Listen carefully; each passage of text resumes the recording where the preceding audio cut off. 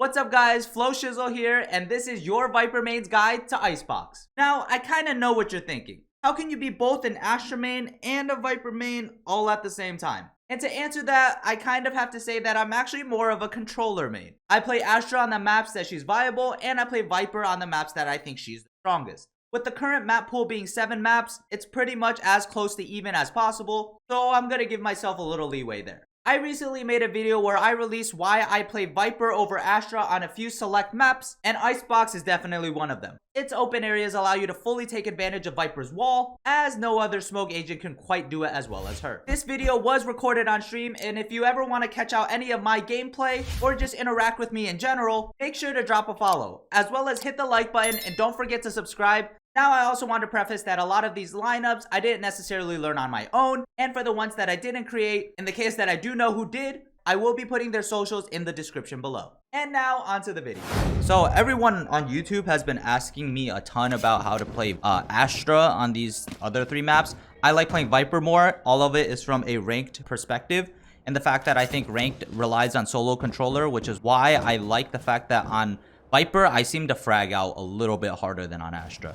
Just because Viper, I can play off my mollies, I can use my wall and my orb, put them down, put them up as I see fit, play for retake. I have more flexibility. Astra, all the utility is usually already out there. It's hard to throw down like a pole and then swing off of it. You can try, you can do it. It's pretty hard just because of the timing, the amount of time it takes for the star to get planted, the amount of time the suck needs to start, and then by the time you get out of astral form and start swinging, you might be dead. The course of the battle might have already changed. Teammates might have already died. Things happen because Astra is generally a slower character. Okay, anyway, we already talked about why Viper is really strong. Both of the sites on A and B on the attack side can be taken with just one piece of utility, which is Viper's wall. It happens to be the one piece of utility that Viper gets for free. So you want the wall here, and then all of a sudden you can take B pretty easily, right? No, you can use an orb, I guess, but the orb isn't essential, meaning that even on eco rounds, you're allowed and able to execute if something happens to go the way of your team gets a few picks and then, you know, evens out. So let's talk about how to play Viper on the B site. This is my setup. Run into this corner. Basically, what you're looking for on the mini-map is to line up your wall with the corner of this cubby. This is my personal setup. Everyone can argue whatever they want to do, but this is mine if you want to use it. Throwing it into this cubby. This creates a line here, and then before the barriers drop, I line myself up with this corner and this half of the box, somewhere in between. It doesn't have to be super specific, so don't bother wasting too much time, just as long as you're somewhere here and somewhere there. Basically, you see this green box right here in the background. You're going to aim at the tip of it, and then I would like it to be in the center of the tube, but you can adjust it left and right depending on how you want it. And I'm just throwing it. It bounces off the barrier, lands at the edge. I'm trying to get one that lands literally as close to the edge as possible, because there is a benefit if you can do that. Like, imagine if you have this. If you ever need to leave, you can always just grab it. I haven't found it yet. I'll work on it. And if I find out, I'll let you know. You guys can also probably find out on the stream whenever I decide to learn it. But until then, this works just fine. And you can do what you need to do. We're going to talk about why I put this wall to this cubby. And that's because you can do stuff like this. You can hide here. And you can be looking this way. Why I say look this way and not into the wall. 1, you don't want your gun to peek out. Number 2 is that when they're swinging, your body will actually be blocking, so they can't push through the wall. So that means they have to push only through the front part. And if you're already looking there, then you get a kill. This is more of a rat corner, and you will very, very likely just die after that. A lot of the times they will check it, so I will use this as a one off when I'm really trying to be cheeky. It's B. They're going B. 100 on jet.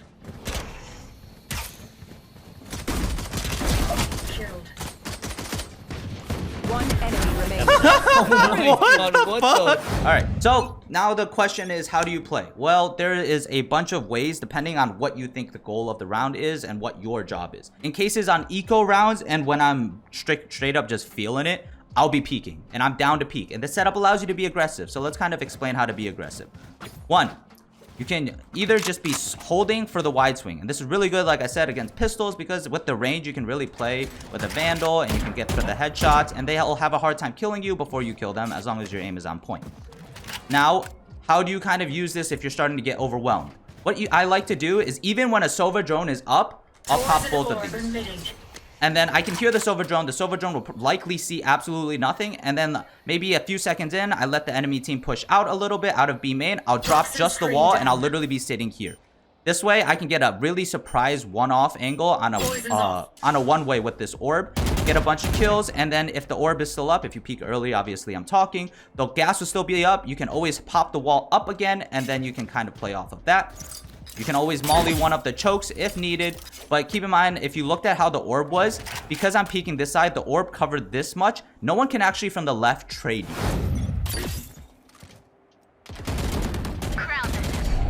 One mid. One more there. Mid. Oh, wait, fight here, Jet. Okay. I'm dropping wall. Ran from it. They have an op. Maybe left Careful. side? They have an op. You only have to focus on the right side. This starts becoming much harder, and you want to realize when you should be playing to frag out as much as possible and when you should be trying to retake. The in-between is kind of what sucks. So what I mean by the in-between is you throw up these walls, right? And you're like, okay, well, initially I want to play aggressive. And you kill one person here. Instead of just instinctively trying to run away, if your gas isn't up and you're out of gas, for example, you need to just commit to the fight and get as many kills as possible. So what I see a lot of people doing is that their gas runs out and they're trying to run away, and there's actually no feasible way for them to get out because the enemy has gotten too close to this, like peeking here, up here, and since you have no gas, you're kind of just sitting duck. You really want to just double down and commit to getting another frag. When you stop making this in-between decisions between like running away or fighting, you'll stop dying for nothing. And you start maximizing your potential by killing as many people, you know? Running away will just give me a death, so I'm gonna stay here and fight until I die. This is the kind of mentals you really want to be having in the game. You can use yellow as a way to isolate your fights, so why I put it in the center also is like this. So I pop both. If I want to fight this side, they come out, I can easily swing this and still stay behind yellow's cover and then come out. Without being just like full, like running through my walls directly into a fight, I can kind of hug close and then swing after I'm like ready to swing. Alright, so in terms of that, there is an aggressive wall for Viper, but I tend to not like it. This is my personal preference, and this is going to depend on your play style. If you like committing, then you can throw a wall like this that goes from here all the way straight down, literally hugging the wall. This is a common one because as the attackers are running out of just B main here and here, they immediately take that initial tick of Viper damage, but this does mean that you kind of are required to hold this. So while this is good, you also have to remember that like on retake, that wall is pretty much useless. It doesn't do anything, which is why I like holding back further, because even if they don't come B, this will be good if I rotate toward A early, let's say, and they end up faking us and coming back B, I'll always have this wall there ready to go. The next is, let's say retake. Barriers drop, round starts. Maybe I hear, I'm just playing for info, right? I'm trying to see if they're coming B at all. So I'll do this kind of jump peek, and basically, as you can see, it's kind of hard to hit this, especially if they're peeking something like this, because they're going to be looking around here. They're not going to be looking for the jump spot. So, and it's not a lot of time that they have to work with to kill you. So I'll be jump spotting, and then if I see anything, I'll just bank a molly off of this. And if I'm really playing retake, I put up both, and I'm like, hey, there's people B, they're droning, they're ulting, whatever it may be that signs that it's a retake, and then I can fall back to something like Snowman relatively easily. This allows you to get out safe, and it slows down the attackers a ton, because if you think about it, I'm gonna put both of these stuff up. They cannot easily push out of this, and normally they don't want to. Pushing out of here is literally a death trap, because me, Snowman, will just shoot them the moment they come out of the gas. Along the right, you can, but even so, you want to remember that it's really risky to do something like this, especially with no info. So this way, it's almost guaranteed you survive as long as you play smart. As for that, let's talk about playing retake and how you should properly try to retake. Your number one goal as Viper is either try to get a kill, but sometimes that's risky, or stall for your teammates. And what I mean by stall is mostly we're talking about the sage wall that is usually thrown to get the plant down on the B site. So plant is usually here, sage wall goes diagonally like this from here to here. So how do you really counter this? Well, you really just want to molly off bomb.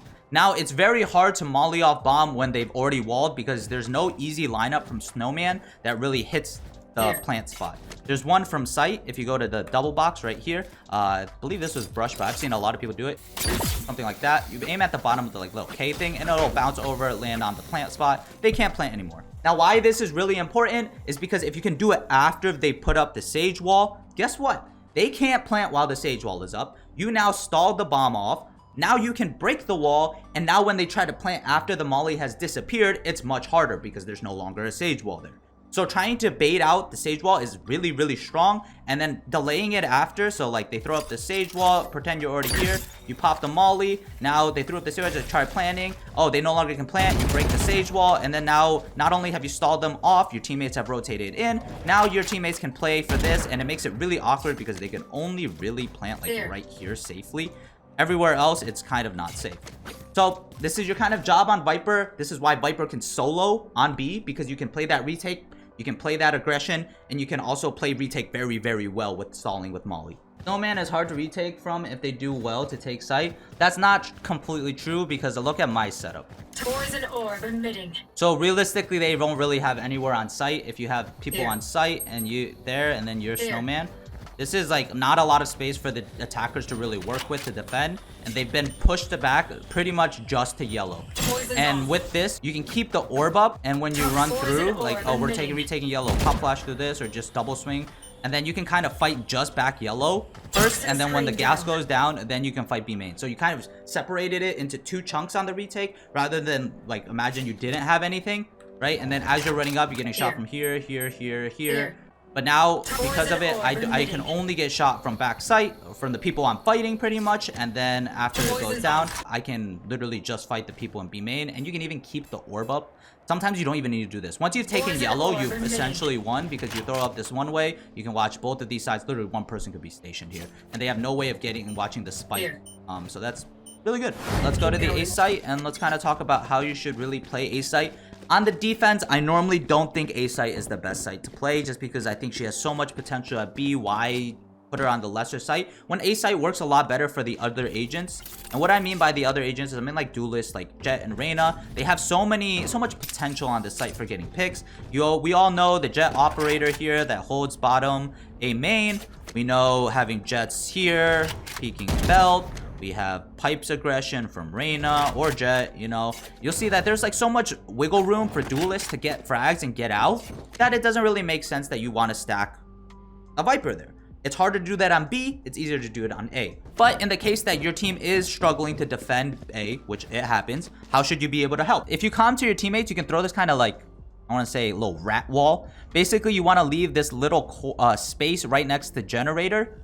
So like there. Right? So I'm purposely leaving a little gap and then I'm going to throw up my wall. I'm going to make sure I aim high enough. How does this work? This goes on top. And look what it allows you to do. You can be a little rat and hide along this, watching anyone who runs through the wall here and here with just one angle. You don't have to move your mouse at all. You just watch this and you have both run ups. Yes, they can come top pipes, but even so, this kind of works out for you as no one's really expecting it. The funny thing about this wall is that it looks like it just ends here. So if that's the case, people usually don't expect it and won't spam it because the wall covers the generator. So if we put it up real quick, like you wouldn't know that, hey, there's a gap here. So this gives you a little I wouldn't say overpowered, a cheeky angle you can kind of work off of. You just have to make sure you come to your teammates when your gas is going down. After that wall, you can use this one, which is essentially you're trying to get your orb up here. So you can do this through a lot of ways. I would just, honestly, it's really not that hard. Just jump and then right click. And aim kind of in the general vicinity and it'll flop on top.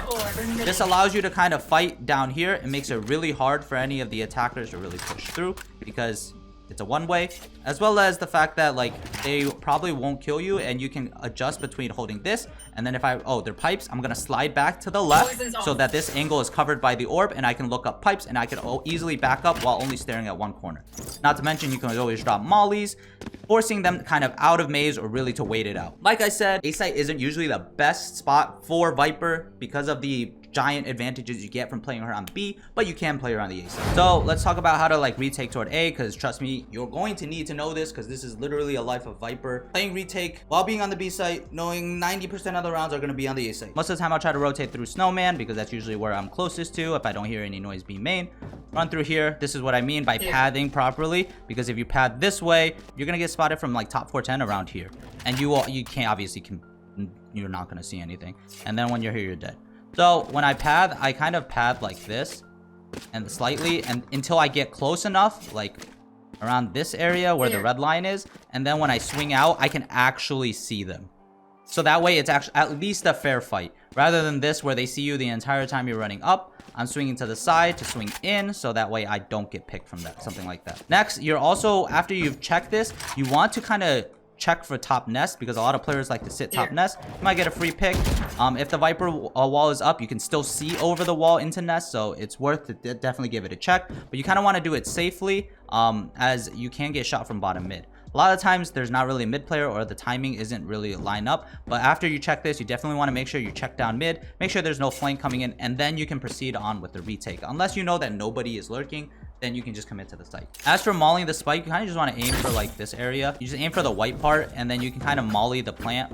You can get better ones. Honestly, I'm not the best at doing this. You can go rafters and get an earlier one. This is heavily dependent on where your teammates are. For example, if I see only like 2 of my teammates rafters and only 1 screens, I'm not going to go rafters and stack 3 players rafters, 1 screens. I'm going to go help my screens player push out, and then you can always throw something like a molly off of like that wall or something, and that essentially just pushes people out of the places that they want to hold. Let's talk about the fun part, which is the attack side. I hate it when I see Viper players that don't know a mid orb, because I think that's like 50% of what Viper is good for. Yes, her wall is sick, but like, okay, let's go down 30%, right? The wall is the most important, but the orb mid is the next most important, because you can screw around with the enemy's mind just all the time. You have to wait for the barrier to drop, but I line myself into this box and I aim at the top of this orange crate where this, you see how there's a little pile of snow here? Basically, I aim where this orange meets this wall right here and right here, and then basically I'll just throw.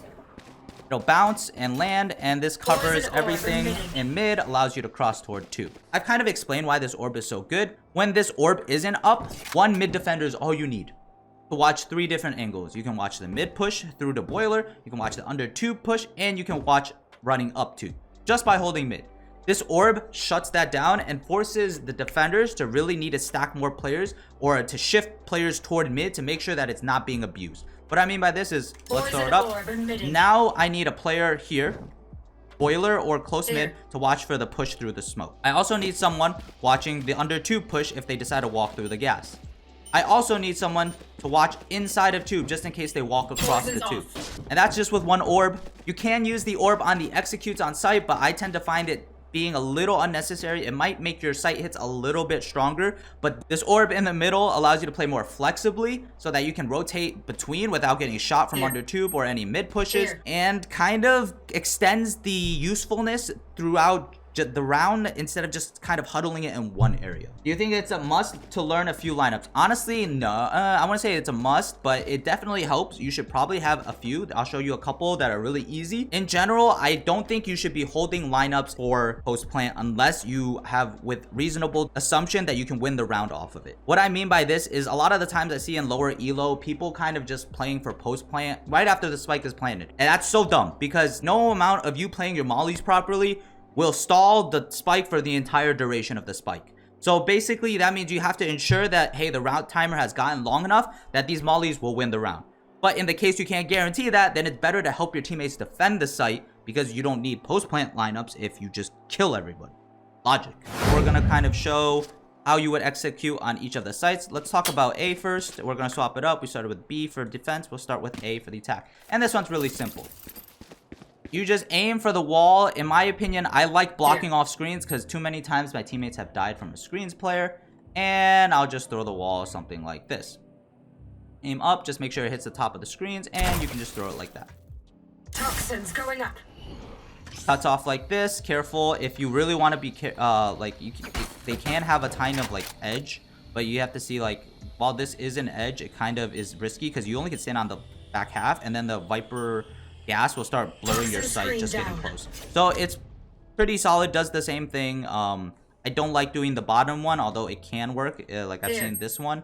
I just like the fact that this one blocks top. Next, if you really want to do an execute orb, you can do this one. This one I actually learned from Brush. Basically, you line up at this corner between the gray and the white, and then you're gonna throw your orb with a run throw when your crosshair reaches this. So basically you do this and you throw. And it should bounce off the back wall, land on the rafters, and you can pop the orb along with the wall, and now you can take the site really easily. I don't think this is necessary. In most of the cases, I think it's way better just to have your orb mid so that you can always rotate out. This honestly gives you a little bit of a benefit that they can't swing rafters, and or under rafters close, but Toxin it's screen down. It's aight. So how do you properly scale as Viper? I like using the top area and jumping onto pipes a lot because I find it helpful to kind of support my teammates. Once you've gotten this, your teammates are scaling, your Sova drone's out. You don't want to be the first one in. This is kind of a natural rule of controllers because they don't want to die, right? It sucks. You're the first one in, you run out, you get opt, and then now your teammate doesn't have a wall, doesn't have your ult, doesn't have your mollies to stall, right? You get value throughout the round because usually controllers have a lot of supportive utility. But anyway, so you make the jump onto pipes. First thing you want to be careful of is this. So hopefully you want to make sure that your teammates check this because this can kill you because they can see you while you're mid jump. Like you can see it, spot it real quick. So careful of this. Next is you can use this as a headshot angle to peek under rafters here, any of these angles, but be careful if they're posted on you, there's a solid chance you die. So sometimes if my teammates have scaled ahead of me, I'm bouncing mollies off of generators. So aiming for something like this. So while this sounds like, hey, this is kind of awkward, this isn't the greatest, right? The idea is to screw up with the opponent's pathing. You can make it so that they can't really want to swing the way that they want to, and they'll have to take different like closeness. Like if you molly toward the back, then they have to swing from this close angle. Or if you molly toward the front, then they have to swing from the back angle. So trying to force them to be uncomfortable with their swings or just entice them not to, or unentice them not to swing. You can even do it off the wall if you really want to. That one might be a little bit better. But yeah, this allows your teammates to scale up without having to worry about someone swinging as they're running up to site. You can also throw one here in this area. This is also pretty strong because it doesn't really make the defenders really want to run through because they don't want to run through, take the tick damage from the poison, and then also run straight into a molly just to probably die from someone that's already pushed up maze. So this stalls gives you an easier time taking sight, and then you can work off of that. Once you have sight, you can just play normally with your team. Hopefully you've traded positively. Next, after you've gotten sight, so you drop your molly, one there, or if you don't want to, that's all up to you. You make your way to kind of 410. 410, top 410 is a power position. So when you get up here, this is what it allows you to do. You can cover yourself from back left so you don't have to worry about it by tucking in, and you can kill anyone running out back rafter or back right. If you have teammates on site planting and watching this rafter angle, now you can watch towards screens. You can watch to see if anyone is pushing through your wall here like this. Or if your wall is down, you can even be peeking using this box right here as a headshot angle to try to kill people. And also you can always back up into cover after it. I love throwing up the wall up here because it gives a false sense of security that anyone rotating is safe.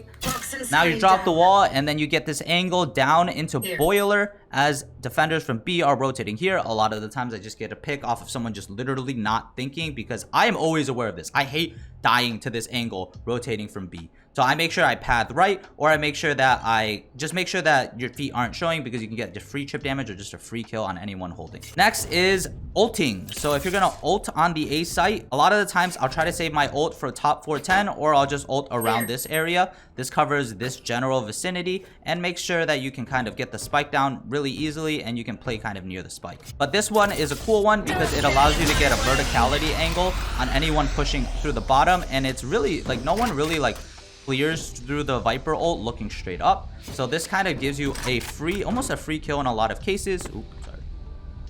Free kill in a lot of cases. You can just literally be looking down if you really want to get up and get cheeky.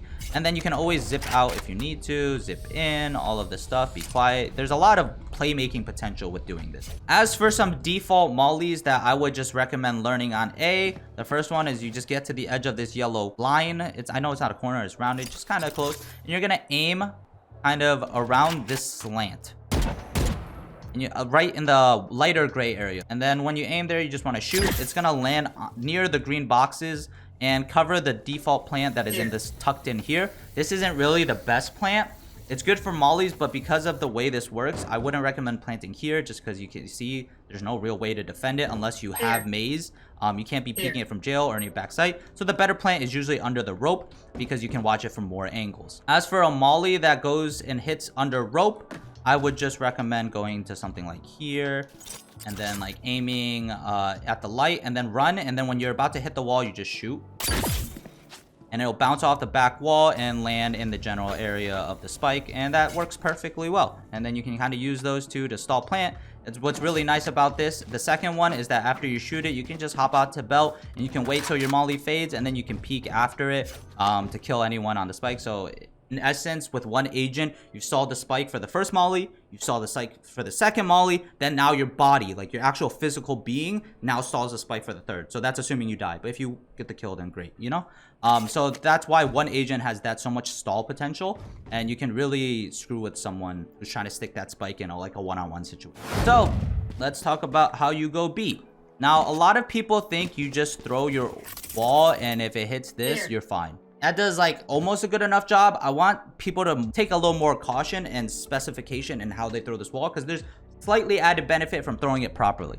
So what you're essentially going to aim for is the top of the box, the double stack, and the corner of top tube on B. And if you can get those two, then usually it'll come out a little bit better. So you can see I'm not lining it super perfectly, and I have made errors, but something like this, yeah, okay, they're perfect. You can kind of get it a little bit better. This one's a little optional, but you can get it a little bit better so that one of the little ticks things lands on top of the box, and this makes it a little bit harder to watch this angle. But most importantly, you want it to also do this top thing. That allows, or that doesn't allow defenders to really try to get a swing here or a swing here. And it covers more, and it doesn't really take that much extra time. You can just aim for the top corner of this tube, and if you can, aim for this box as well. You connect the both. It covers more bases. Next is, if possible, you're going to be like the third one in because you don't want to die first. You're going to want to make sure that you clear the close corners are ready for a swing. So what I mean by this is the close swings like here, here, here, here, and up there. Those are the common ones. You want to make sure that as your teammates are running up, since you're the third one in, you're kind of holding for the swings. So I'll literally be watching as my teammates run. I'll be like holding like this, because they can be tucked in like this and then swing out. So as long as I'm posted, there's nothing really I need to look at elsewhere, because the teammates in front are going to be watching for the yellow and for there. So I'll just be holding for the cubbies that they're like tucked in and ready to swing out. After that, once you take control of this, sometimes it will help, especially if you do not have a sage. Please try to molly behind this double box. This is just because people will hide behind this wall, wait for you to plant and swing through. So that way you can plant. Super not enticing for anyone behind that box to really want to swing through that wall, especially if it's mollied. That causes for a little bit of safety, and doing that can sometimes just save a life. Great. I don't recommend you keeping an orb for this. You can. Literally, I don't even want to create a lineup for it because that's overcomplicating it. Throw up the wall. You go up to plant. You just drop the orb on it. You can pop the orb, go up to plant. I will say a lot of the times you do not want to put up the orb before the spike goes down. That is kind of a throw in a lot of cases, because guess what happens when a defender sees his orb go up and here's a bomb plant? I'm just gonna walk into the smoke, kill them, and get out. No one can defend them because the orb works backwards or works against them in that case. But please don't pop this orb before the spike goes down. Let the plant go so you can defend them, and then after the plant goes down, you can pop the orb all you want. If you're trying to learn some lineups for how to hold the bomb site after, just go into this corner here. You're aiming for this black like little line here that's on the side of the crane. It's like a wire. And then basically you go to the corner of it, and then you jump shoot your mollies. I'll aim up here, pull on molly, jump shoot. And then what happens is it takes a little bit of time, but it does eventually fly down and land where the spike is planted. You can kind of get away with mollying this, and then because it's such a safe spot, you can go back and revert to watching the flank, making sure no one comes behind. Now, why I say Viper should be, you should probably be somewhere along this top box. If you have players yellow, you have a player here or something like that, you can be on this top box so you can watch the flank, and immediately when like trades start happening on site, a lot of the times there's just no flank, right? But you still have to play proper precaution and make sure that you're aware that there can be. Tucking this far back is usually not that great of an idea, because guess what happens? In the case that you do kill this guy because he's on the flank, great, right? But let's go off of the other cases where there is no flank, which is all, I would say more often than not. You're super useless to your team as you're running all the way up as your teammates are dying. That's why I like watching it from here. I can call, like if my teammate's yellow and I see somebody, it might be a harder kill, but now I'm like, hey, one flank. Then the yellow guy is going to come and help me, and then we'll double swing, we'll get the kill. Also, since I'm closer, if I hear a lot of gunfire, my teammates start dying, we start trading out, I can immediately just now turn around and decide to try to help my team. So this way you can stay within the realm of helping without risking your life. All right, let's talk about how you would work mid. In general, I keep my wall for last to place, right before I'm site execing, so that people can't really read off of it. So how do you work mid? You have your orb up, You can wait, you can hold. Basically, a lot of the times you're gonna want to wait for a dart because Sova's dart somewhere up here a lot, somewhere here, or sometimes they get a bounce to land right here. You want to break this dart to shut down information. This way the Sova doesn't know anything and still has to continue to be worried. How you want to do this is you want to time your pushes. So if you can, what you want to do is cross the tube and try to use this angle to see if you can get a headshot. You don't usually want to push into tube unless you need to make a play or you see a play that can be made. The others is to kind of have the orb up and then you want to walk into it and you kind of want to lurk. Basically, you're looking for a timing on the A site. As your teammates are pushing up toward 410, maze, generator, they're pulling the rotations off from mid so that there's less players watching you from mid. And that's the timing you are searching for. The moment you feel like you can be counting like in your orb with those few seconds that the gas is up and you're relatively safe, you can be kind of peeking at the minimap, seeing how many rotations you might have pulled, how many players are on the site to try to gauge when is the best time to push through your orb and get a flank on screens. So the idea is, oh, you're walking, okay, you're holding this. I don't see anyone. I don't hear anyone. Maybe I even hear the boiler guy rotate and then I'm going to peek through, nothing, and I'm going to keep walking until my teammates are like fighting, distracting, and then hopefully I get 1, 2, 3, I don't know, a bunch of kills on the flank. Timing is everything. And Viper has a great kit for flanking just because her utility is very easy to manage. Even better than Astra in some cases. They're global, so you can pop them on the opposite side of the maps as long as you have preset. All you have to do is hit a key. You don't have to like happen to Astral form, for example. So it has a lot of benefit in flanking. But remember, if you're gonna flank, please try not to die too early. It sucks dying early. So that's how you kind of want to work it. Going under tube is possible, but normally I would wait until there are less players around or you pull this significant rotation, because going under tube has its risks because you're literally coming out to a 180-degree angle. The nice part about this orb, it does give you this little like cheeky spot where you're not visible from window or anywhere close and you can fight anyone long, and then after you like peeked out, there's no one here, then you can kind of swing this side relatively safely, knowing that you kind of cleared this angle. And you can kind of clear the right side kind of individually. Sova dart a lot of the time is your worst enemy because getting scanned behind your own utility is literally a death sentence because now you can't see them, yet they can see you through your own utility. So make sure you're aware of Sova darts. A lot of the times the early B Sova dart is one that lands something like right here, right up here, right there on the back side of it, something like that. That's a very common Sova dart. For mid, I already explained, it's like here, there, and then on this side, on the inside box of that side.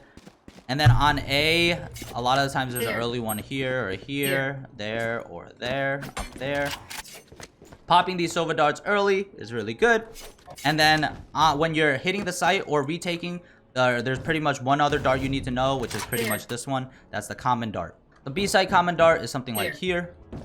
There's not really another dart that you really need to worry about. As for flanking, basically after you have your retake set up, you can flank, but a lot of the times it'll be heavily determined on what the enemy has.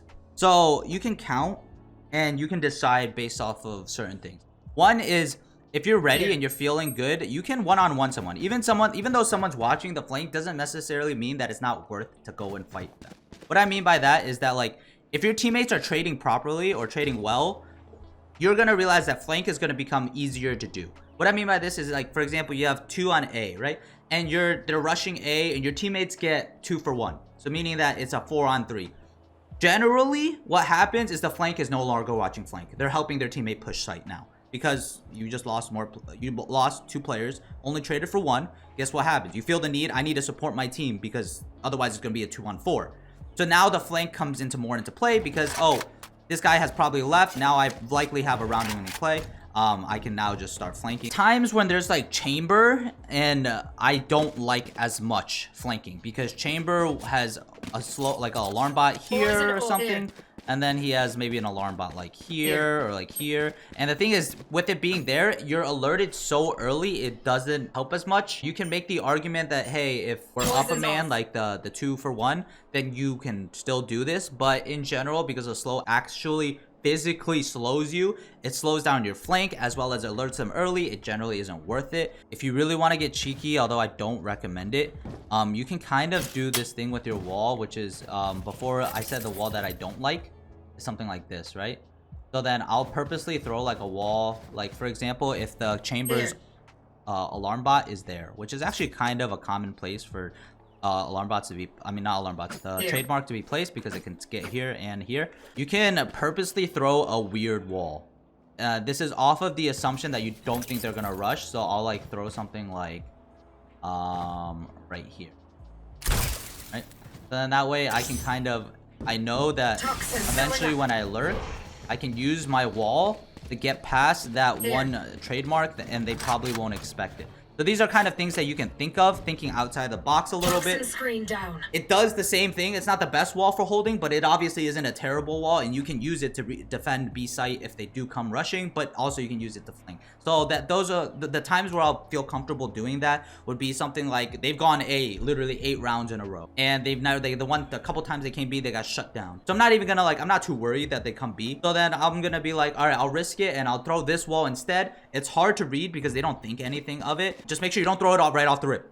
Don't throw this wall right off the rip. Let the chamber place his utility. Let the whatever agent place their utility that you're trying to block off with the wall, and then throw up the wall. Because when you throw it too early and the chamber goes and there's like, oh, where do I want to put my thing? And they see this wall here, they're not gonna be like, oh, I'll just put it here, right? They're not gonna do that. They're gonna put it to watch for both. Could you also pocket your orb for this too? Yes, you could. I generally don't like pocketing orb just because it's a little clunky to do.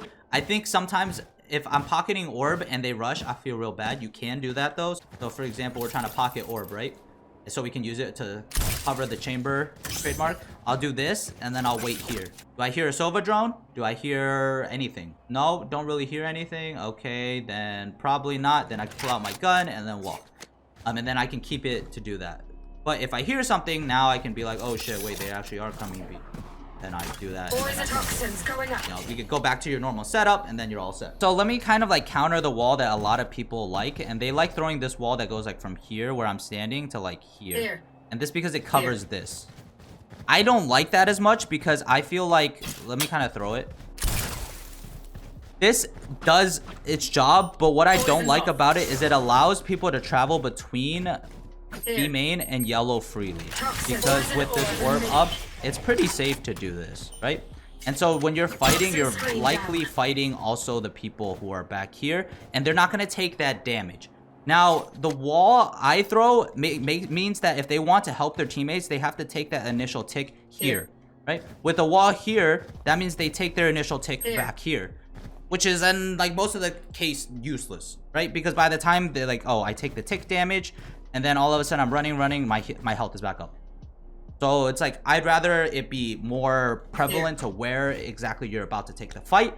That way, you actually get to use the fact that I think it's like 30 damage right off the hit of touching the wall. In the case that you are wondering if this is bad, toxins going up. this isn't the best swing. I've explained it a lot of times. This isn't a very good swing to hold just because you can kind of hold this. This is probably the best you get. But even so, you can kind of see how this is really awkward because your vision gets blocked a lot, right? So you can swing the front and hug it. You can hug the front wall, but as we all know, hugging the front wall is usually not that great. You die a lot just because of peeker's advantage. When you're closer to the wall, like here, if you imagine someone's there, right? They see my arm right now. They see like literally probably a third of my body. I don't see anything. They see half my body. I don't see anything. So swinging from the close wall doesn't really work, which is why I don't mind this, because as I'm traveling to, like, for example, I want to push yellow, I'm not looking this way. I'm looking here as I'm watching, because I'm looking for this one spot because I know they have a bad angle to peek me from, and if there's nobody there, then I can swing. But if there is somebody there, sometimes I just catch a free kill. It's kind of a bait. In general though, what you're gonna want to do is when you ult, you don't want to ult straight on the bomb, because we're gonna let's kind of like pretend that, right? You ult straight off the bomb. Now the defenders can work along the sides and go and fight like your B main players here and fight back while ignoring the players that are in the gas. So it kind of separates you into two groups. But when what you want to do is kind of ult as you're running up. So like ult like right here. Don't get in my way. And you see how this doesn't do this as much because it connects you to running back to B main. They can swing yellow, but they can't, like, you see how it's like more of a solid defense rather than like they can work around it. So this is what you're going to want to do. You throw this one up. Obviously, your teammates are aware that this doesn't cover this, and they'll just be holding for this. And if they push into the gas, well, then they'll probably die. So kind of think about it like that. Don't always just do it right on top of the spike because it leaves that sort of like area where you're just on an island away from your team. Yeah, I think that's it. That's all I really have for Viper. Thank you guys for watching. Those of you guys on stream, for those of you guys on YouTube, don't forget to like, subscribe. Really means a lot to me. I do stream on Twitch 3 days a week, Monday, Wednesday, Friday. 4 p.m. EST. Drop a follow. Show the support. Love you guys.